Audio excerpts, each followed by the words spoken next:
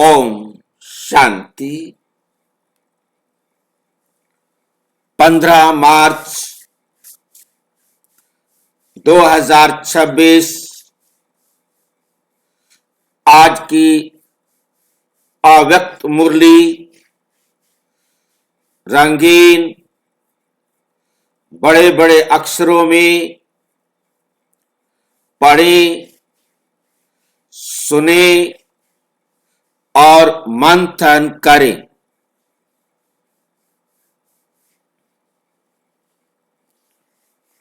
हम प्रतिदिन प्रातः 4 बजे, 6 बजे, शाम को 4 बजे, 8 बजे मुरली मंथन करते हैं।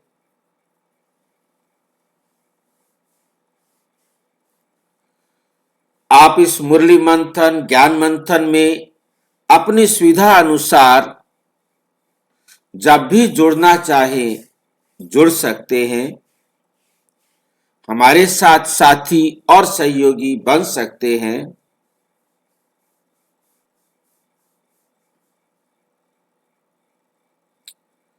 जिसके लिए इसी वीडियो के हाँ जी ओम शांति। ओम शांति। इसी वीडियो के डिस्क्रिप्शन बॉक्स में गूगल मीट का लिंक दिया हुआ है। इस लिंक को वहां से कॉपी करें और वेब ब्राउजर में पेस्ट करेंगे, लिंक खुल जाएगा और आप बहुत सहज रीति जुड़ सकते हैं।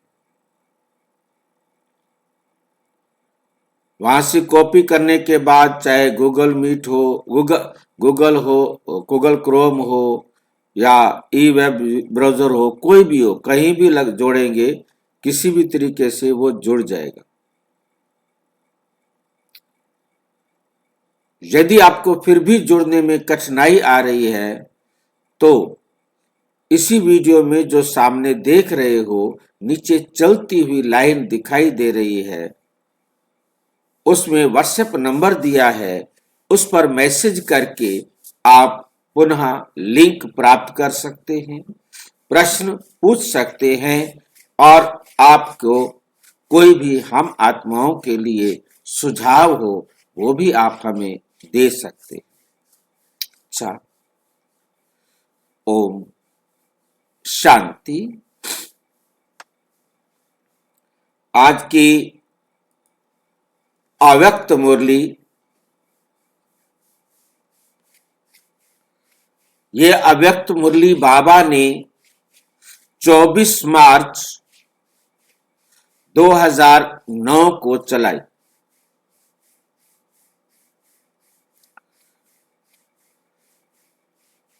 बाप दादा द्वारा मिले हुए खजानों को स्वयं में समाकर कार्य में लगाओ। बाप दादा के पास खजाना क्या है? 7 गुण और 8 शक्तियां। और ये खजाना सभी आत्माओं के लिए परमात्मा लाए हैं। हर आत्मा को ये खजाना चाहिए। हर आत्मा को इस खजाने की जरूरत है। क्यों जरूरत है हर आत्मा को इस खजाने की? कौन बताएंगे? क्या हुआ है आत्माओं के साथ जो ये खजाने हर आत्मा को जरूरत है?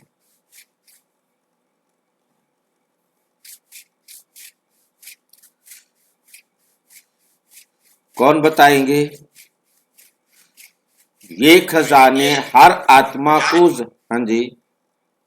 खजाने अविनाशी हैं, कभी विनाश नहीं होते हैं। फिर क्यों चाहिए? जब अविनाशी खजाने हैं, विनाश नहीं होते, फिर हर आत्मा को इन खजानों की जरूरत क्या है? ये पतित से पावन होने के खजाने हैं भाई जी, इनसे पावन बन जाती है आत्मा। तो हर कल्प फिर लेने के लिए क्यों आ जाती है? भूल जाती है, संस्कार बदल जाते हैं, भूल जाते हैं संस्कारों को, दोबारा से बाबा आकर उनको संस्कार बनाना सिखाते हैं। क्योंकि अविनाशी थोड़ी कहेंगे, फिर तो विनाशी हो गए ना ये।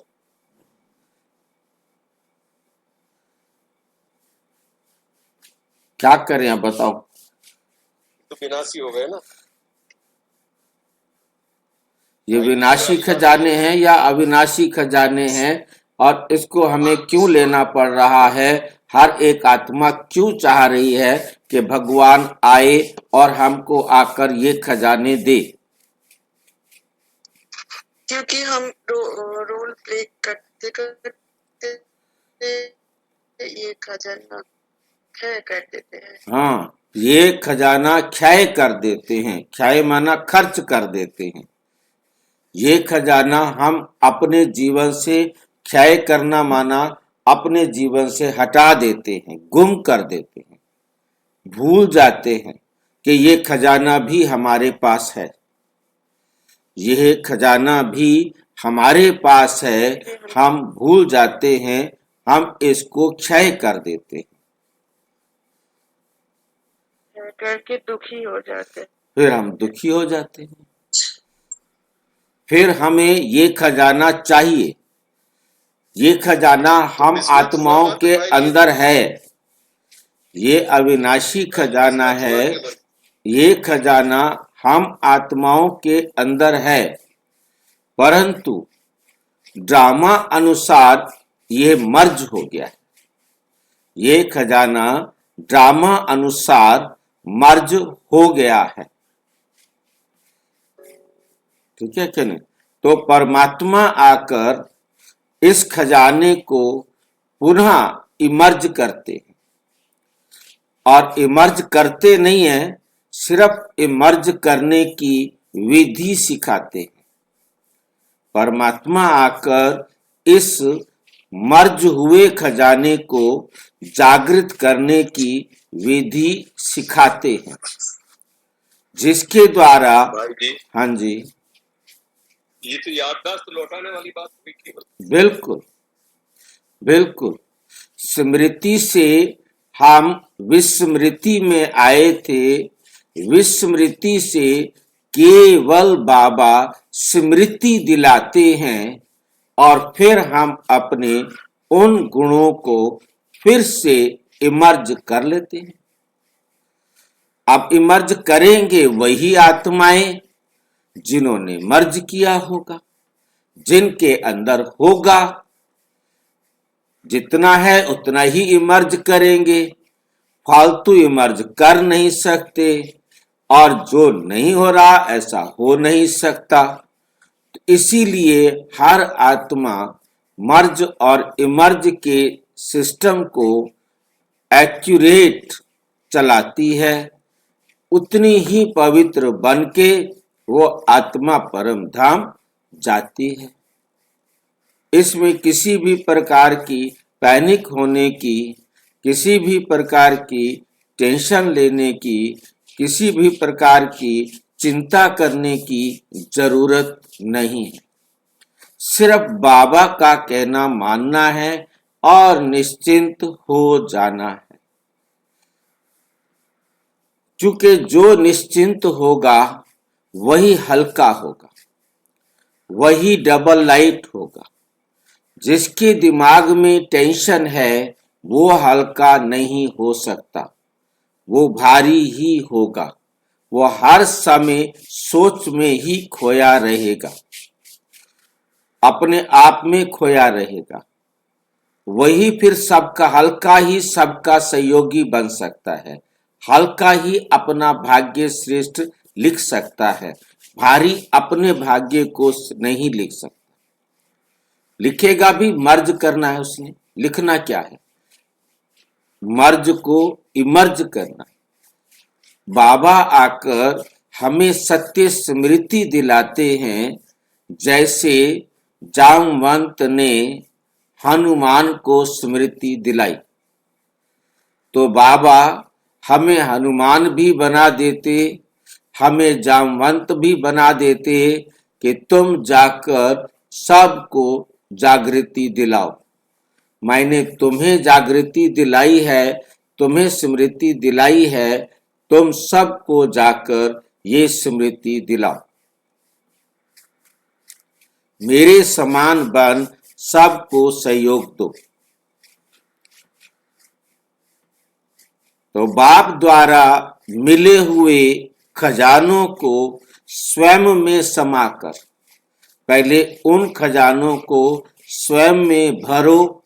स्वयं में भरने का मतलब है स्वयं में जो सोए हुए थे उन खजानों को जागृत करो।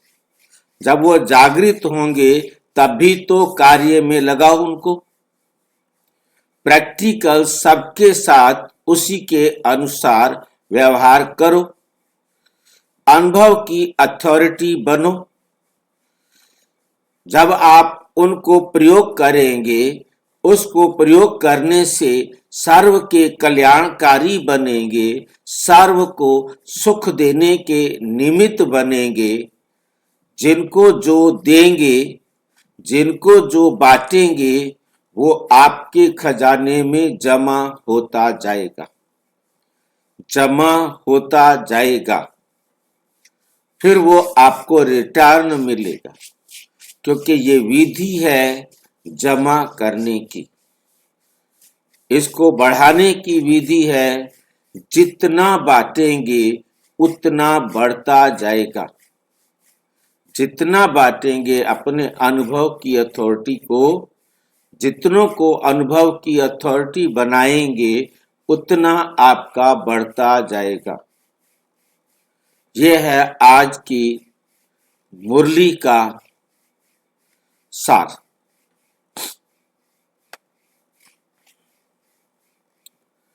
आज चारों ओर के सर्व खजाने जमा करने वाले संपन्न, जमा करने वाले संपन्न बच्चों को देख रहे हैं।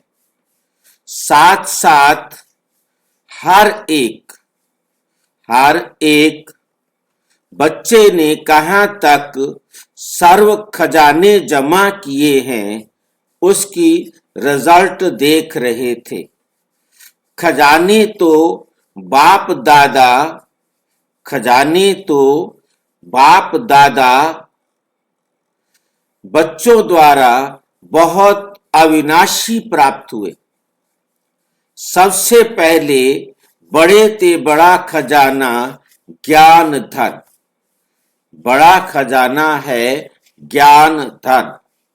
ये ज्ञान धन, ज्ञान जो है ये एक दरवाजा है जिसके माध्यम से सारी गुण और सारी शक्तियां पुनः आत्मा को प्राप्त होती हैं, या आत्मा अपने उन गुणों और शक्तियों को जागृत कर सकती है।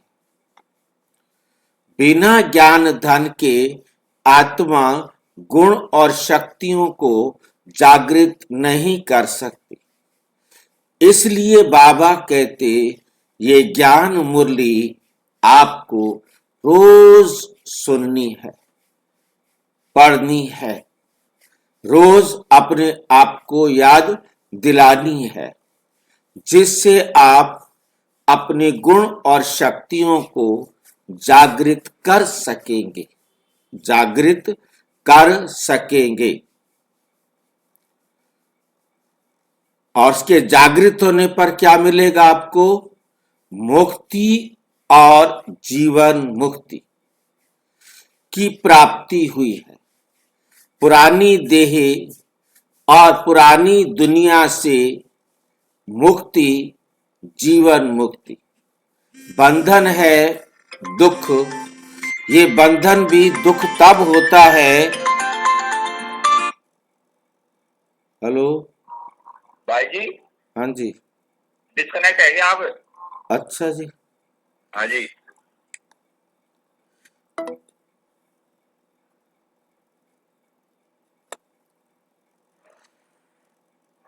तो जैसे जैसे हम अपने आप को जागृत करते जाते हैं, वैसे वैसे हमारे पास गुण व शक्तियां बढ़ती जाती हैं।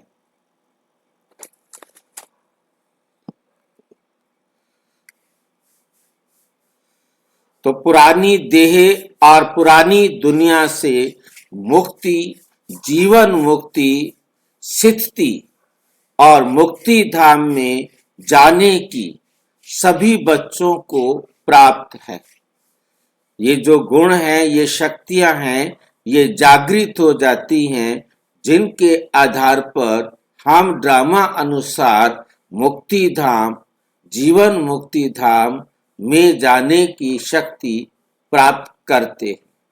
साथ में एक ज्ञान का खजाना नहीं, लेकिन इस ज्ञान के खजाने के साथ हमारे पास दूसरा खजाना है, योग का खजाना। एक है ज्ञान का खजाना, दूसरा है योग का खजाना। ज्ञान का खजाना हमें योग के लिए प्रेरित करता है। जब हमारे पास इंफॉर्मेशंस आ जाती हैं, तो योग है उन प्राप्त इंफॉर्मेशंस को प्रयोग करना। इसलिए योग को बाबा विज्ञान भी कहते हैं। योग को विज्ञान भी कहते हैं क्योंकि उसमें प्रैक्टिकल होता है। थ्योरी में भी पास होना है तो प्रैक्टिकल में भी पास होना है। सिर्फ थ्योरी में पास नहीं होना। बाबा यहां भी कहते कि यदि मैं सबका पेपर लूं कि क्या पढ़ाई पढ़ी है तो सारे पास हो सकते हैं, परंतु प्रैक्टिकल में आकर बच्चे फेल हो जाते। प्रैक्टिकल में, योग में प्रयोग होते। सबसे ज्यादा शिकायत बच्चों की इसी में आती है कि बाबा योग नहीं लगता, बाबा योग नहीं लगता, क्योंकि इसमें ही मेहनत है। ज्ञान तो सबसे इजी है, परंतु मेहनत है योग में, उसको अपने जीवन में प्रयोग करने में।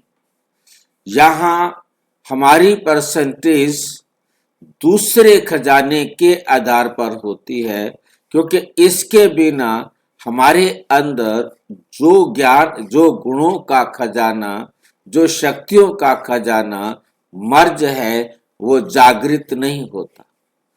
ज्ञान से हमें विधि मिलती है, उसका प्रयोग है योग। जब उस विधि को प्रयोग करते हैं, अपनी उन सोई हुई, उन भूली हुई गुणों और शक्तियों को पुनः जागृत करना, ये योग का काम है। यह योग का काम है। साथ साथ फिर क्या होती है? तीसरा खजाना है धारणा का खजाना। जब वो हमारे अंदर सोए हुए गुण, मर्ज हुए गुण, भूले हुए गुण, शक्तियां जागृत हो जाती हैं, तो हम उनका अपने जीवन में प्रयोग करते हैं। उस प्रयोग के द्वारा जिन आत्माओं को हम शांति, प्रेम, सुख, सहयोग, शक्तियां देते हैं, जिनके प्रति हम वो प्रयोग करते हैं, वो आत्माओं के पास हमारा खजाना जमा हो गया।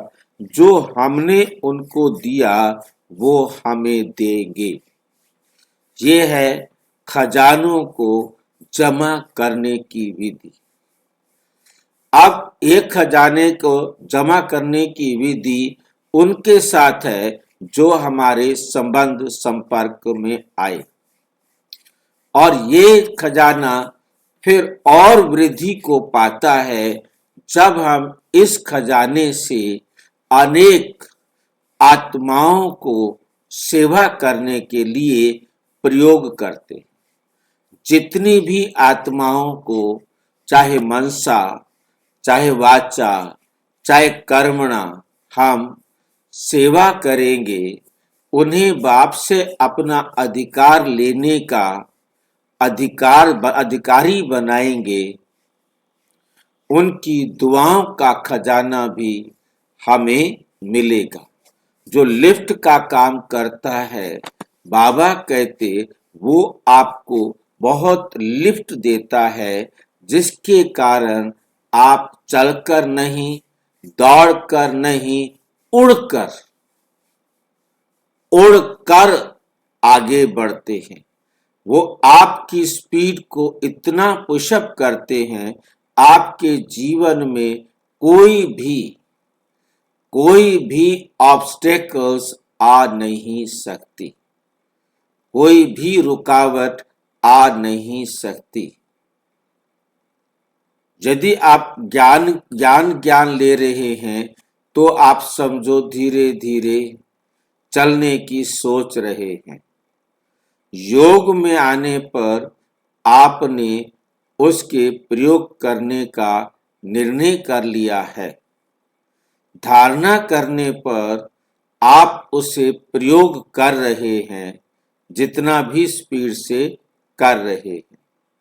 सेवा में आप उड़ रहे, आपका जो सुधार है उसकी गति सेवा में बढ़ती है। संबंध संपर्क वालों के साथ आप संबंध संपर्क वाले आपके प्रभाव में आ रहे हैं, वो आपको समझो कि दौड़ा रहे हैं, और जब आप सेवा में आते हैं तो आप उड़ने लगते। कितना उमंग उत्साह आपका बढ़ जाता है, ये आप समझ सकते हैं, अनुभव कर सकते हैं। जिससे सर्व गुणों की प्राप्ति होती है। साथ में चौथा खजाना सेवा का खजाना है, जिससे दुआओं का खजाना, खुशी का खजाना प्राप्त होता है। साथ साथ सबसे बड़े से बड़ा खजाना वर्तमान संगम युग का है। वर्तमान संगम युग का है पांचवा खजाना। 4 खजाने हो गए थे, ये पांचवा खजाना है वर्तमान संगम युग का। इस संगम युग को विशेष वरदान है कि इस समय परमात्मा आकर हम सबको चढ़ती कला में करते हैं। तो ये संगम युग का खजाना समय का खजाना है। कौन सा खजाना है? समय का। कि संगम युग का समय सीमित है, ये खजाना सीमित है। बाकी खजाने अथाह है, परंतु ये खजाना सीमित है, समय का खजाना। ये सिर्फ 99 वर्ष का है, और इस 99 वर्ष में से भी किस आत्मा को कितना मिला है, वो आत्मा अपने आप जान सकती है। उस मिले हुए समय में से मैं कितना समय इसका सदुपयोग करती हूँ, ये भी आत्मा स्वयं जान सकती है। क्योंकि पूरे 99 वर्ष तो सबको नहीं मिलते। जितना भी उसे प्राप्त हुआ है, वो उसके आधार पर कितना अपना सदुपयोग करता है, उसमें वो कितना चल करके आगे बढ़ता है, दौड़ करके आगे बढ़ता है, या उड़ करके आगे बढ़ता है। ये विधियां हैं। उड़ने में भी कितनी स्पीड है, चलने की भी स्पीड, दौड़ने की भी स्पीड, उड़ने की भी स्पीड, ये सब बातें प्रभाव डालती हैं भविष्य के लिए श्रेष्ठ भाग्य बनाने में। कल्प में ये संगम का समय अनमोल खजाना है। इस संगम के समय का एक एक संकल्प व एक एक घड़ी बहुत अमूल्य है, बहुत अमूल्य है, क्योंकि संगम समय पर ही बाप दादा, संगम समय पर ही बाप दादा और बच्चों का मधुर मिलन होता है।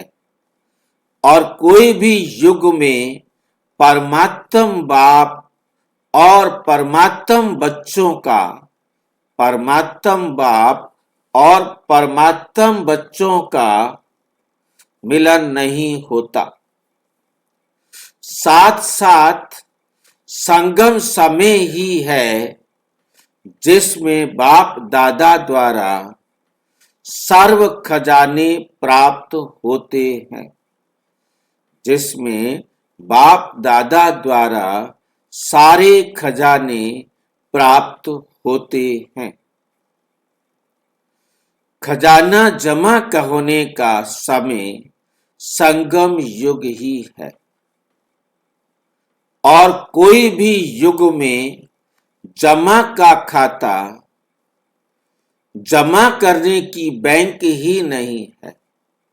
सिर्फ एक संगम युग है जिसमें जितना खजाने जमा करने चाहो, जिसमें जितना खजाने जमा करने चाहो उतना कर सकते हो। और इस संगम समय का जो महत्व है वो यही है कि एक जन्म में अनेक, एक जन्म में अनेक जन्मों के लिए खजाना जमा कर सकते हो। इसलिए ये छोटे से युग का बहुत महत्व है। और खजाने भी बाप दादा द्वारा सभी बच्चों को प्राप्त होते हैं। बाप सभी को देते हैं, लेकिन खजाने को जमा करने में हर एक बच्चा अपने पुरुषार्थ अनुसार करता है। बाप देने वाला भी एक है और एक जैसा सबको देता है, एक ही समय पर देता है।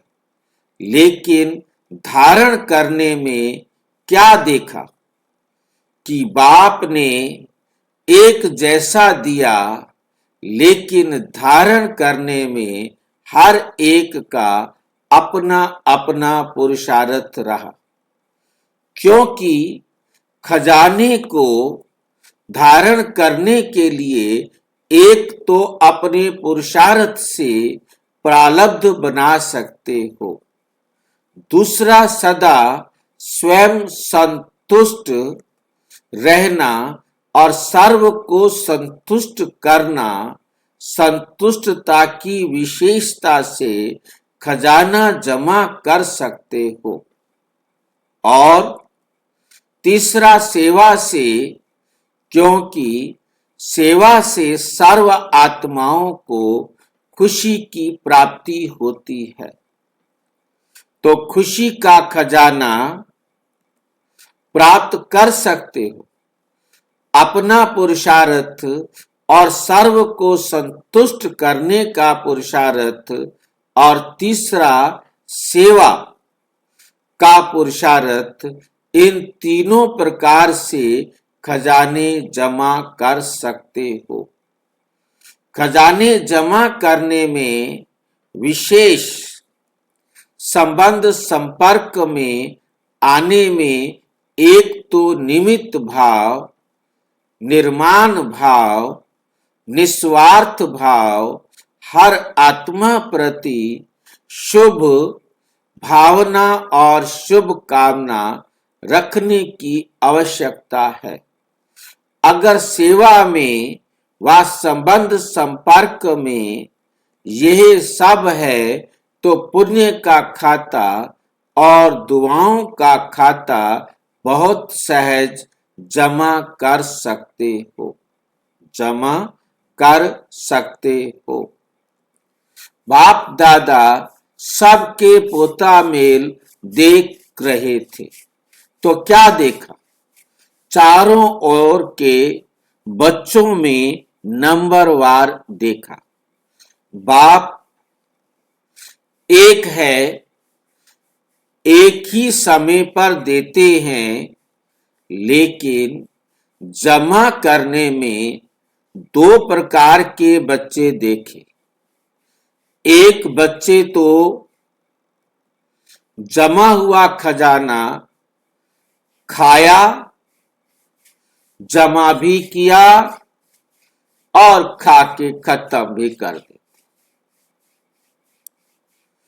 जमा हुआ खजाना खाया, फिर जमा किया, फिर खाकर खत्म कर दिया। ये कैसे हो सकता है? जमा किया हुआ खजाना खाया कैसे जाता है? कभी आपने अपना जमा किया हुआ खजाना खाया है? कैसी बातें करता है बाबा? हम जमा करते हैं, क्या हम खा जाएंगे क्या उस खजाने को?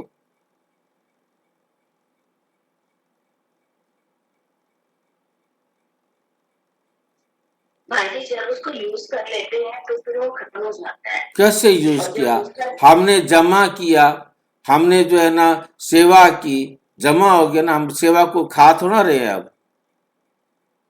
जब उस सेवा का बखान करते हैं ना, तो बाबा बोलते हैं कि वो वही उसका फल मिल जाता है और वो खत्म हो जाता है, जमा जमा नहीं होता। सेवा का वर्णन ना करें हम। ये संस्कार मर्ज हो जाते हैं भाई जी, संस्कार मर्ज हो जाते हैं। नहीं, सेवा का हम वर्णन ना करें क्या? नहीं, सेवा का बखान नहीं करना चाहिए किसी को। ये तो गलत बात है। हम सबको बताएंगे, सारी हमारी प्रशंसा करेंगे, मजा आएगा। नहीं भाई नहीं, क्योंकि मजा आया खा लिया, क्योंकि आपने बताया क्यों सबको? इसीलिए बताया ना कि सारे मेरी प्रशंसा करें, मेरा नाम मान शान गायन करें। अब यहां गायन हो गया, अब आपको आगे क्यों गायन करेंगे फिर दोबारा? आपको पहले अपना आईफोन अनलॉक करना होगा। क्योंकि जब अभी हमने अपना गायन सुन लिया, गायन करवा लिया, फिर वो हमारा गायन सतयुग में, त्रेता में, द्वापर में, कलयुग में क्यों करेंगे? भाई जी हाँ जी। तो कान बंद कर ले और आंखें भी बंद कर ले। दरिया में डाल दे। कभी बचेगा नहीं तो खर्च हो जाएगा ये। ये खर्च हो जाएगा।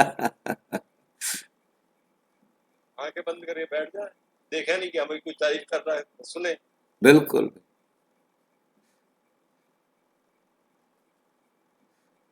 कई तो स्पेशली होता है ना कि भाई हमने इतनी सेवा की है, दीदी मेरा नाम तो लेवे सबके बीच में। इसी उम्मीद में बैठे हैं तो नहीं, आज हमारा नाम आएगा, देखो हमने किया। हाँ, इन्होंने बहुत अच्छा और ये बहन जी ने खराब कर दिया। मैं तो बड़ा खुश हो रहा था कि सबको मेरा नाम होना चाहिए, मेरा नाम होना चाहिए। अभी आज इन्होंने बड़ा गर्क कर दिया, बोला नहीं। नाम ही नहीं लिया मेरा। हाँ, नहीं नाम ही नहीं लिया। अब ये जो मैंने पूछ लिया कि खाते कैसे हैं, अब इन्होंने बता दिया खाते ऐसे हैं भाई। नाम मान सुन लिया, खा लिया आपने, खत्म हो गया। खत्म हो गया। अब बताओ क्या करें? ऐसे तो हम सारी जिंदगी यही करते आए।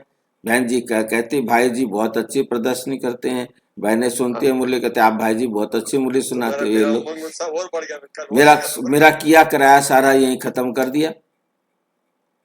बचा के क्या ले गया फिर? अब तो मेरा नुकसान हो रहा है, क्या करूं मैं? अब ये आज बता रही है बहन जी के बहना ऐसे नहीं खाना है आपने। बाबा भी ऐसे सीधे से नहीं कहता, ऐसे खाना खा लिया, खजाना खा लिया, ऐसे कह के चुपचाप चला जाता है। हम भी पढ़ के चुपचाप चले जाते हैं। बताओ। अब वो ये है ना, आप तो बोलते हैं ना मिल जाए तो पकड़ लो, मिलने वाला है नहीं आपको। जमा भी किया और खा के खत्म कर देते हैं। दूसरे खाया, जमा किया और जमा करने में अटेंशन देके बढ़ाया भी। खाया भी, जमा भी किया और बढ़ाया भी। योग में होता है खाना। वास्तव में जो भी हम योग करते हैं वो खाया, हमने पचाया, वो हमारी शक्ति बना। दूसरा है हमारा धारणा, जिसके द्वारा हमने अपना खजाना सबके साथ देकर, बांटकर, उनको अनुभव शेयर करके बढ़ाया, सेवा से और तेजी से बढ़ाया। परंतु ये जो खजाना है इसमें यदि हमने नाम मान शान के लिए अभिगायन करवा लिया अपना, तो जमा नहीं हुआ, बढ़ाया नहीं। और बढ़ाने वाला काम करना है। मीन्स चारों सब्जेक्ट में और पांचवा समय खजाना, उस समय का भी जितना सदुपयोग करेंगे उतना खजाना बढ़ेगा। बढ़ाने का साधन है, जो खजाने मिले हैं वो समय पर जो परिस्थिति आती है उस परिस्थिति अनुसार कार्य में लगाना। अब खजाना तो हमारे पास मिल गया, हमने खजाना दुनिया को बांट भी दिया। उसको और बढ़ाने का तरीका है कि समय पर परिस्थितियां जब आए उस अनुसार कार्य में लगाना। एक तो उन परिस्थितियों के अनुसार स्वयं उन विधियों को जो बाबा ने हमें सिखाई हैं उनको समय पर प्रयोग करना, परिस्थितियों का सामना करके सफलता प्राप्त करना। भाई जी, हाँ जी, तो ऐसा होगा मैं कमा के लाऊं पर खुद न खाऊं, खुद खर्च ना करूं, नहीं करना है। लाऊं तो और उसको धंधे में लगा दूं और लगा दूं, धंधे में लगाता हूं, उसको बिल्कुल, खुद इस्तेमाल नहीं कर सकता। बिल्कुल। जो कार्य में लगाते हैं, हाँ, स्थिति द्वारा परिस्थिति को बदल सकते हैं। अपनी स्थिति के द्वारा परिस्थिति को भी बदल दे। परिस्थिति कहते हैं पराई स्थिति। स्थिति कहा जाता है स्वयं की स्थिति को, और परिस्थिति कहा जाता है पराई स्थिति को। पराई स्थिति में इस शरीर के द्वारा भी पराई स्थितियां हैं। जो भी परिस्थितियां इस शरीर के द्वारा खड़ी की जाती हैं या बाहर किसी भी आत्मा के द्वारा, किसी भी वस्तु के द्वारा या प्रकृति के द्वारा खड़ी की जाती हैं परिस्थितियां, रुकावटें, विघ्न, उनको बाबा की प्राप्त ज्ञान के आधार पर, अनुभव के आधार पर उन पर विजय प्राप्त करना, सफलता प्राप्त करना। जो कार्य में नहीं लगाते तो जमा नहीं होता। यदि कोई प्राप्त ज्ञान को अब कार्य में ना लगाए, परिस्थितियों पर विजय प्राप्त ना करे, तो भी जमा नहीं होता। अपने आप से पूछो कि समय पर अपने प्रति, एक तो है अपने प्रति, फिर दूसरों के प्रति कार्य में लगाते हो। जो कुछ आपको समझ मिली है वो समझ अपने लिए भी प्रयोग करते हो और अन्य आत्माओं को भी प्रयोग करने की विधि बताते हो। जितना कार्य में लगाएंगे उतना बढ़ता जाएगा, क्योंकि कार्य में लगाने से अनुभव होता है। कार्य में लगाने से अनुभव होता जाता है, तो अनुभव की अथॉरिटी ऐड होती जाती है। तो चेक करो, अपने आप से पूछो कि ये सारे खजाने जमा हैं। और बढ़ाने का साधन समय पर कार्य में लगाते हैं, अनुभव की अथॉरिटी बढ़ती जाती है, क्योंकि अथॉरिटीज में सबसे ज्यादा अनुभव की अथॉरिटी गाई जाती है। तो हर एक को अपना खाता बढ़ाना है, चेक करना है, क्योंकि अभी समय है, चेक करके अभी भी खजाना बढ़ा सकते हो। अभी चांस है, फिर चांस भी खत्म हो जाता है, फिर चांस भी क्या हो जाता है, खत्म हो जाता है, हो जाएगा। चाहेंगे खजाना बढ़ाएं, लेकिन बढ़ा नहीं सकेंगे, क्योंकि का संगम युग खत्म हो गया, फिर आप बढ़ा भी नहीं सकेंगे।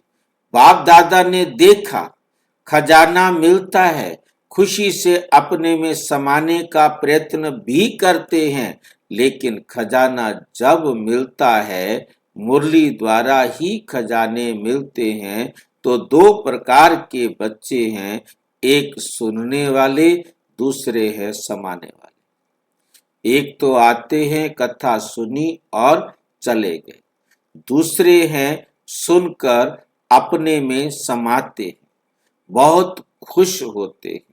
लेकिन सुनना और समाना दोनों में बहुत फर्क है। समाने वाले अनुभवी बनते जाते हैं, क्योंकि समाया हुआ समय पर कार्य में लगाते। जिन्होंने अपने में ज्ञान समाया ही नहीं, वो खजाने को कार्य में लगाएंगे कैसे, तो खजाने को बढ़ाएंगे कैसे। सुनने वाले वर्णन करते हैं, सुना और दूसरे को भी सुना दिया। बाबा ने बहुत अच्छी बात बोली, लेकिन समाने के बिना समय पर काम में नहीं ला सकते। मतलब भाषण कर दिया, सुन लिया, भाषण कर दिया, औरों को समझा भी दिया, परंतु अपने जीवन में अप्लाई नहीं किया। अपने जीवन में प्रयोग तो वही कर सकता है जिसने ज्ञान को अपने में समाया हो, अपने आप को बैठकर समझाया हो, धारण करने का निर्णय किया हो, अन्य आत्माओं को भी अपने अनुभवों से लाभ पहुंचाने का कार्य किया हो, स्वयं विघ्न विनाशक बना हो, तभी तो वो औरों का भी अपना अनुभव विघ्न विनाशक कैसे बनने में सहयोग दे सकता है।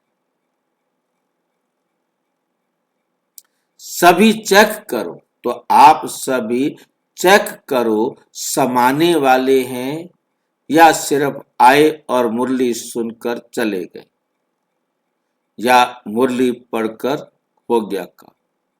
बाबा मैंने आज की मुरली आपकी सारी पढ़ ली, 10 मिनट में। मैं अपना नियम तोड़ता नहीं, मेरा पक्का नियम बना हुआ है, रोज उठते ही पहले मैंने मुरली पढ़नी है। सबसे पहला काम मेरा रोज का यही। खुश, बाबा भी खुश और बच्चा भी खुश। परंतु समाया कि नहीं समाया, ये आज बाबा चेक करने की बात कह रहे। इतना खुश नहीं होता कि इतने बच्चे मेहनत कर रहे हैं, सवेरे सवेरे उठकर मुरली पढ़ते हैं, सुनते हैं, इतने से खुश नहीं होता। अब कल ही तो बोला था ना, मैं खुश होता है ना कुछ होता है। तो आप सभी चेक करो, समाने वाले हैं, थोड़ा भी अगर कम होगा तो भरपूर तो नहीं हुआ ना, तो अध जल गगरी छलकत जाए, तो हलचल तो होगी। लेकिन समाया हुआ फुल होगा तो हलचल नहीं होगी। इसलिए आज बाप दादा ने सबके खजाने चेक किया। सुनाया ना कि 2 प्रकार के बच्चे। अभी अपने आप को चेक करो कि मैं कौन हूं, समाने वाला हूं कि सुनने वाला। खजानों को बढ़ाना अर्थात समय पर कार्य में लगाना। जितना कार्य में लगाते जाते हैं उतना खजाना बढ़ता जाता है, क्योंकि जो भी खजाना है, खजाने का मालिक खजाने को कार्य में लाता है। खजाना अपने को कार्य में नहीं लाता। खजाना खुद अपने को कार्य में नहीं लगाता। मालिक ही खजाने को कार्य में लगाता है। तो आप सभी को सर्व खजाने बाप ने वर्षे में दिए हैं। सारे खजाने बाप ने आपको वर्षे में दिए हैं। तो बाप के खजाने को अपना खजाना बनाना, ये हर एक का अपना अटेंशन है। क्योंकि जितना आप खजाना अपने आप को देंगे, अपने खजाने को बनाएंगे अपना, ये तो हर एक ने अपना अटेंशन देना है।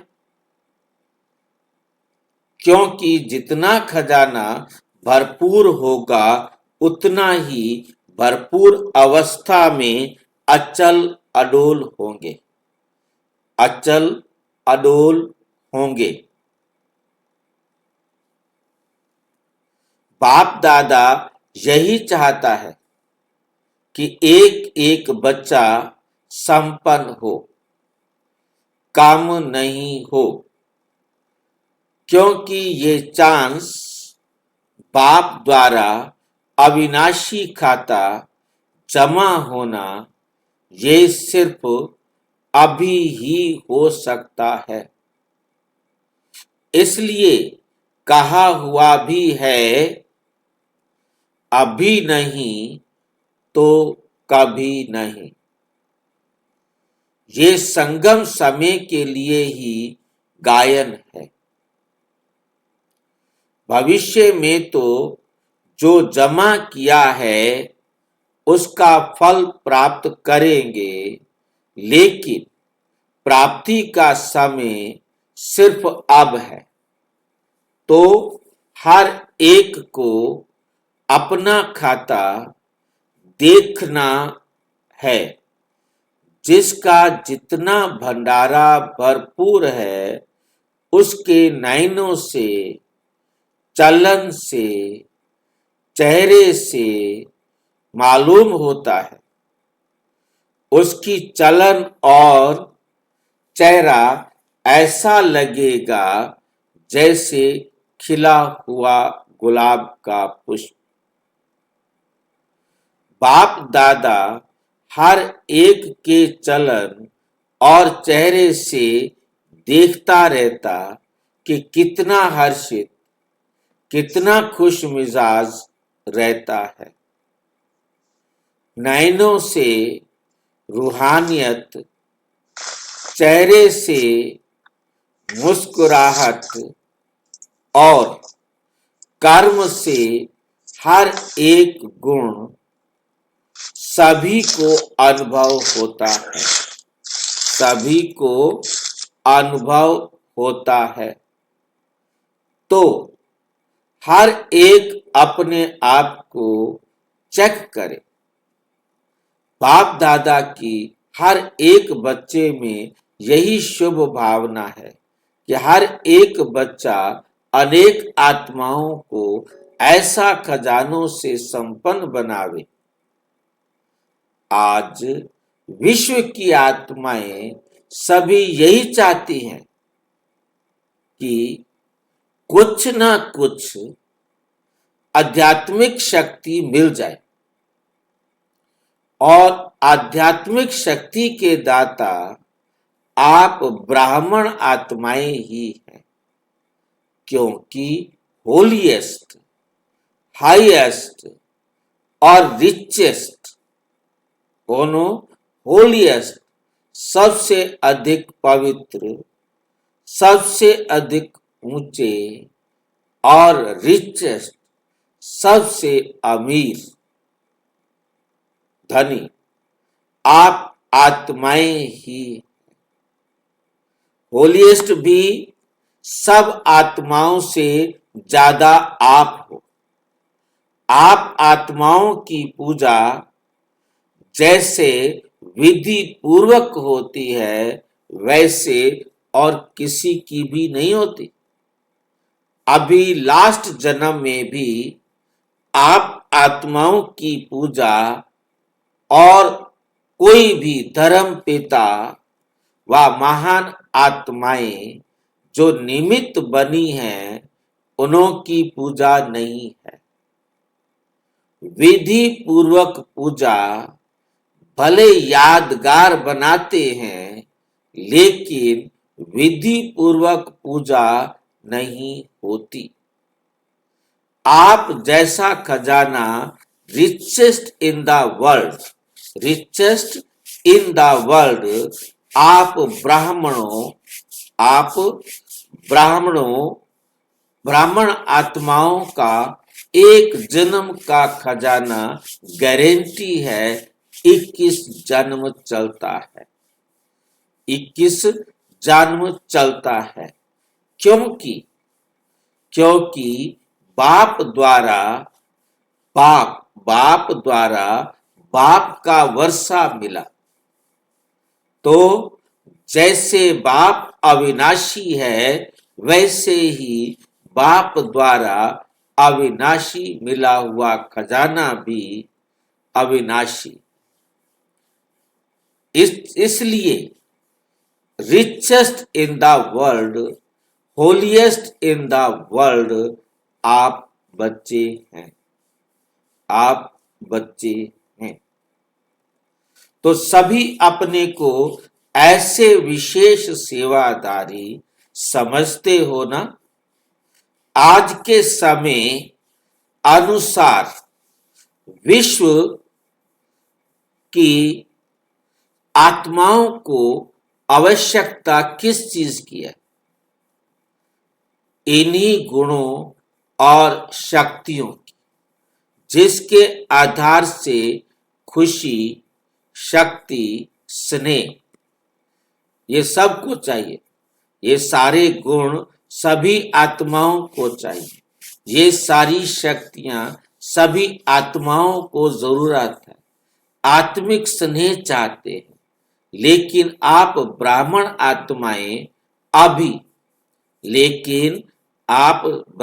आत्माएं अभी समय अनुसार दाता बनो। मनसा से शक्तियां दो, वाचा से ज्ञान दो, कर्मणा से गुण दान दो, कर्मणा से गुण दान दो। ब्रह्मा बाप ने अंत में 3 शब्द सभी बच्चों को सौगात में दिए, याद है ना? इन 3 शब्दों को अगर सेवा में लगाओ तो बहुत आत्माओं को संतुष्ट कर सकते हो। वे 3 शब्द कौन से हैं? वे 3 शब्द हैं निराकारी, निरहंकारी और निर्विकारी। तो मनसा द्वारा निराकारी, वाचा द्वारा निरअहंकारी और कर्मणा द्वारा निर्विकारी। ये तीनों शब्द सेवा में लगाओ। अभी विश्व को आपके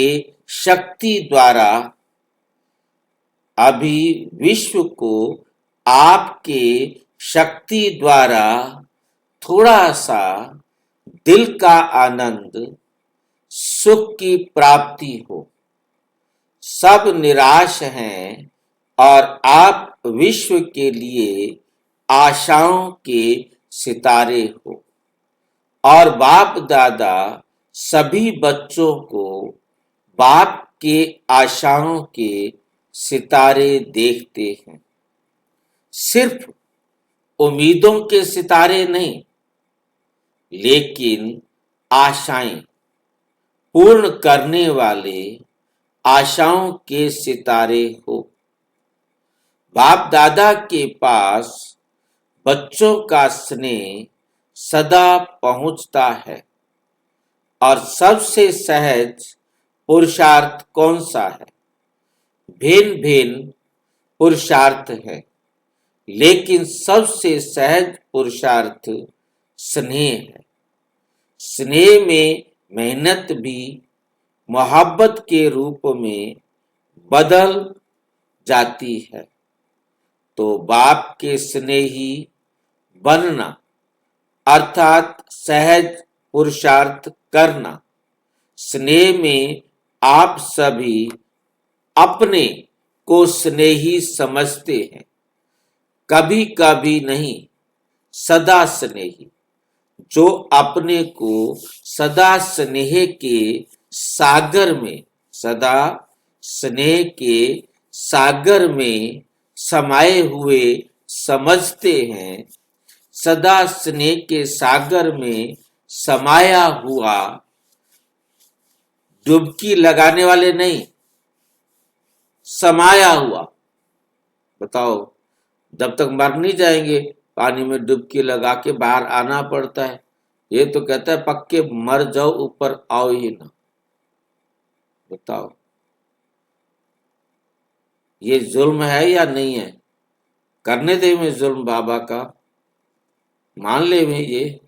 आप तो कहोगे मान लो, मर जाओ, ठीक, कोई बात नहीं। जो अपने को ऐसा स्नेह के सागर में समाया हुआ समझते हैं, वो हाथ उठा। अब इसमें कैसे हाथ उठा देवे? थोड़ी देर का नहीं कि तू डुबकी लगा के बाहर आ गए, सदा बाहर नहीं निकलना।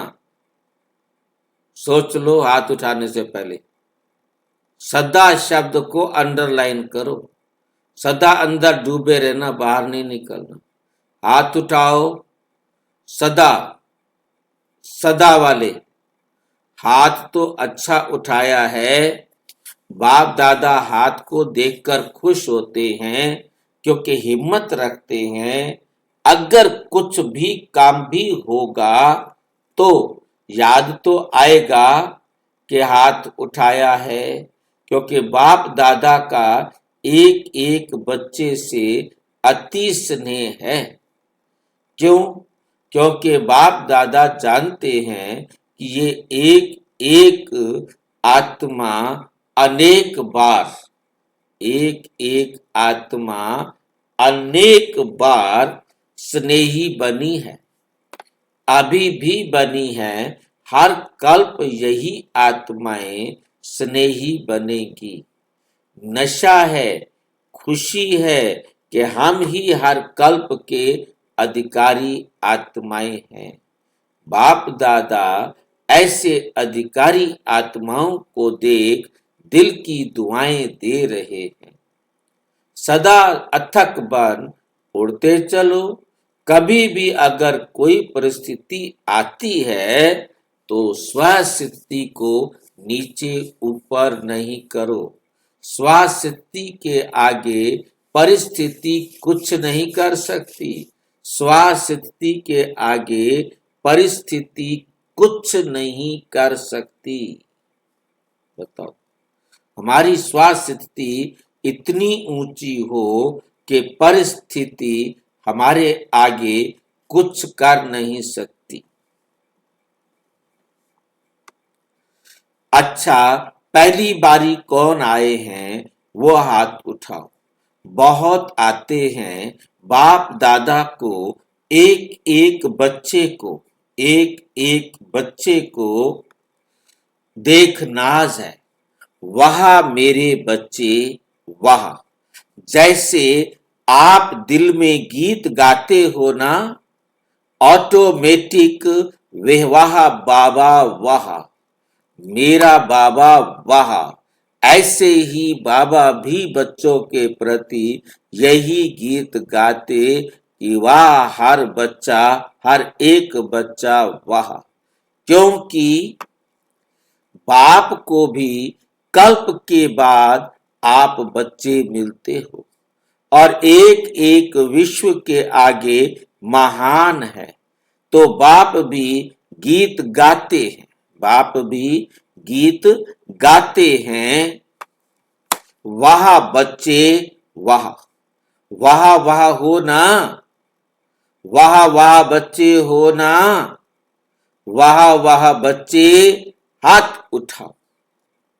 तो सदा यही याद रखो, हम वाह वाह बच्चे हैं, चाहे पुरुषार्थी हैं, लेकिन हैं वाह वाह बच्चे बाप के।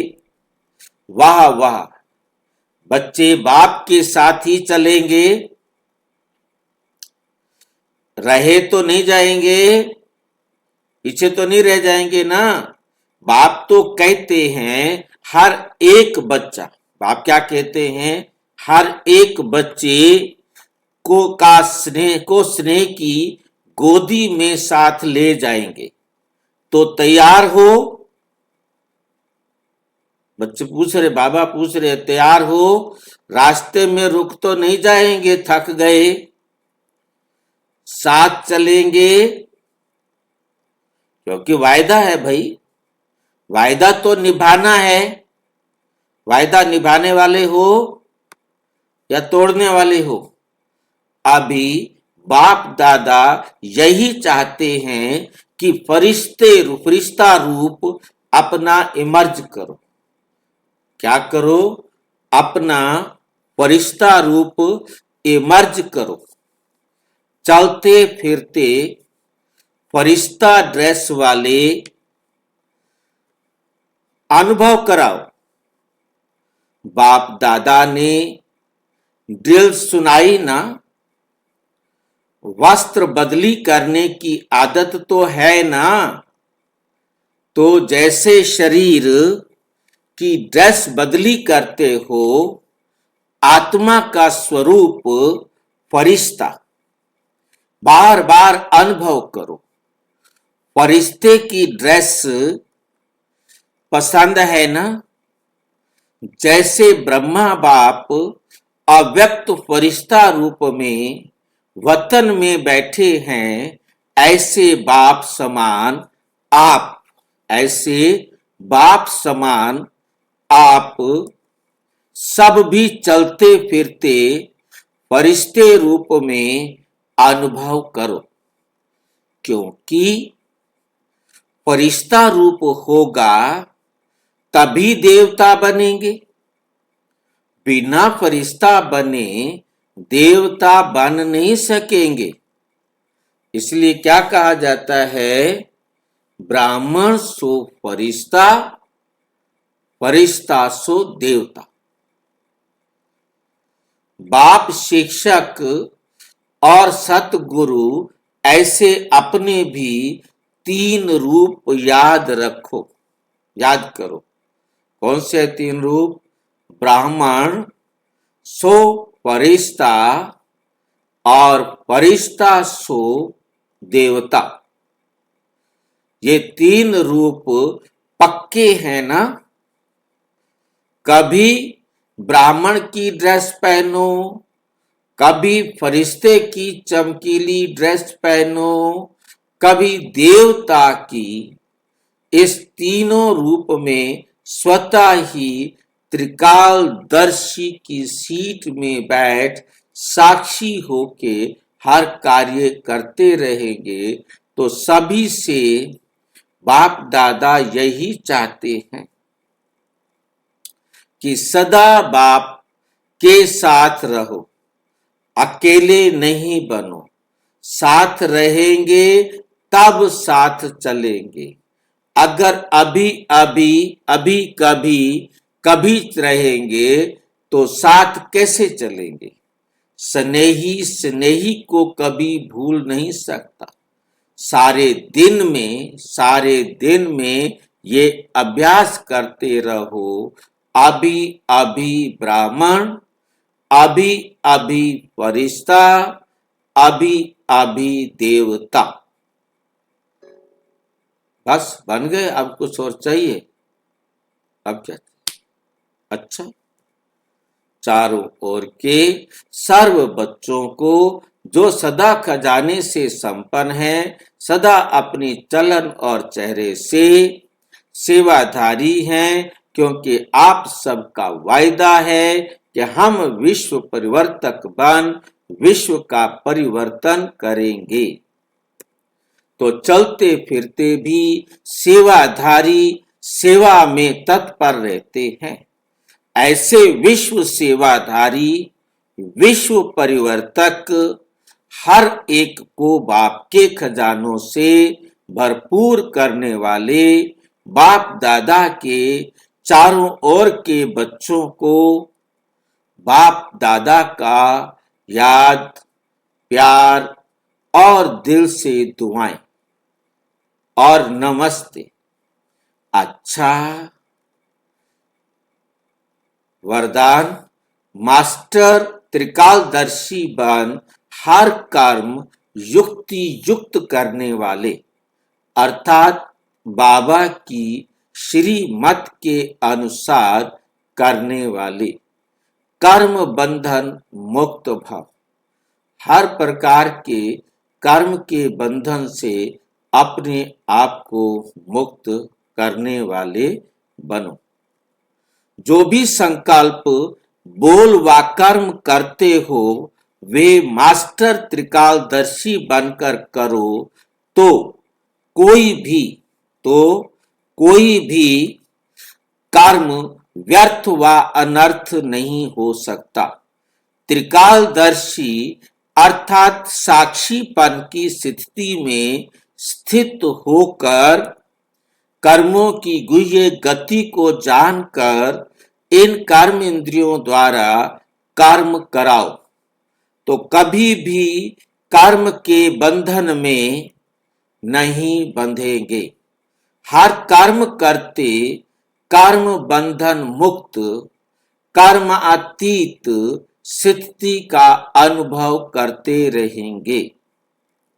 स्लोगन, जिनके पास हद की इच्छाओं की अविद्या है वही महान संपत्तिवान है।